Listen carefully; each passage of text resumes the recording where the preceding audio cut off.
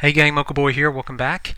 So we are into the second day of Red Force Academy, and if you missed the first few videos, this is just these are events that we run from time to time, where we just focus on training up the new members as well as the existing members on basic strategies as well as advanced strategies. So in this next replay, we're going to be looking at an AQ walk.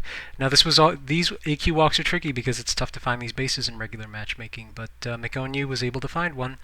He found a max TH9, max defensive TH9 base, not max walls. He found the spots for double giant bombs, an AQ as well as a full CC.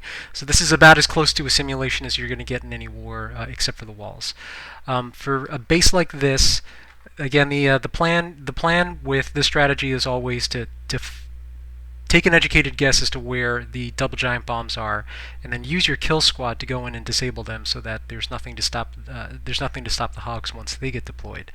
So in this case, there's only two spots for double giant bombs. That's there and there. So that leaves this entire south wall to get cleared out by the AQ and whatever healer support that she has, and then a golem jump into the AQ right about there. So wall breakers to take out that wall.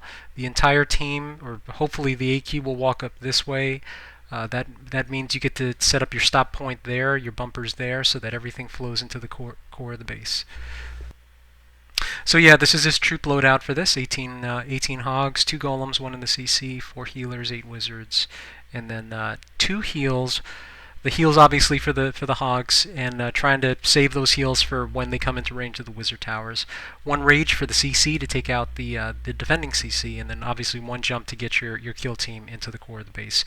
Ideally, you want to use the Poison to save the Hogs, depending on where they're at, somewhere in the base. So ideally, that's the way that you would want to run that. So AQ walk's going to start over on the bottom right hand side, and again the idea is going to be to use wizards to carve a path for the AQ to move northwest.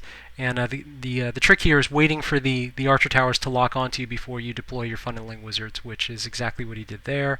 And again, mind you, this is all done in regular matchmaking. These players have 30 seconds to plan out this raid. But what we find is that there's improvisation is a huge part of what happens in clan wars. Things rarely go the way that you planned, so you need to be able to call all audibles and change direction at a moment's notice. And that's things went pretty much the way that he wanted here, but we were kind of hoping for, I guess, the AQ to continue moving off in the left hand up towards the west, but she ended up starting her way into the core of the base. Not that big of a deal, but it's going to make for some drama a little bit later on when the CC starts to pour out. So 2 columns there to start grabbing point defenses. Wallbreaker opens up the core. It opens up the exterior, giving a nice easy path into the core. CC's starting to dump out. You're going to see that jump come down in just a second. And one of the other really cool things that he did here was he delayed his BK drop until he was absolutely sure he would path into the core of the base, and that's what happened there. He's going to start heading on in, and then as soon as as soon as the AQ locks onto him, where he gets in range of her, he'll do his thing. Go ahead and 2-swipe her, and then at that point, once the AQ is engaged, you can start the Hog portion of the attack. And again, knowing when to drop those heals is half of the battle here.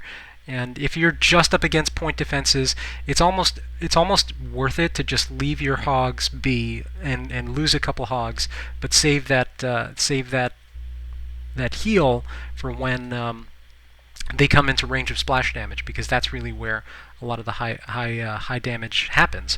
Either when Teslas are ganged up, or when they're taking splash damage from mortars, from wizard towers, as well as bombs, and then just getting 1 or 2 shot by the remaining defenses. So that's where you want to save the heals for. And then obviously saving up or saving time for. Saving troop space for cleanup wizards. It's always tough to keep those towards the end, but it takes a lot of discipline to to hold them for cleanup. Luckily, he was able to have all of his Hogs survive up until the end, and he goes on to clean up this base for 3 stars. So a fantastic example of an AQ walk with the standard clan war loadout in regular matchmaking with only 30 seconds to plan and execute that raid. Well, 30 seconds to plan the raid. Thanks for tuning in.